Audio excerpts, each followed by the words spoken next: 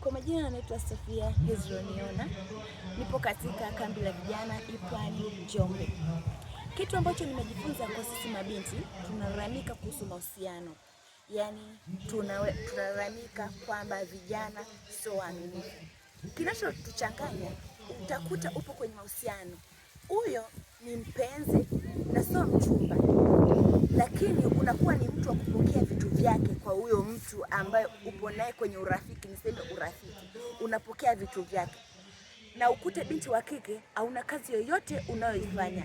Unamtegemea huyo mwanaume. Anakupa kila kitu. Sabuni, unategemea akupe huyo hela huyo kaka. Kila kitu, matumizi kadhalika, unamtegemea kaka huyo. Na kazi hauna.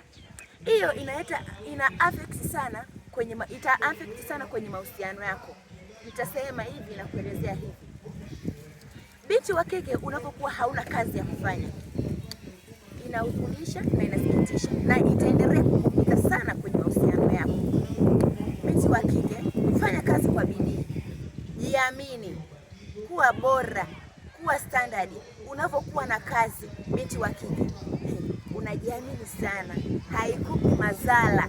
Hata kama kaka anakuja kwako, kwambia dada nakupenda. Yaani unakuwa unajiamini sana.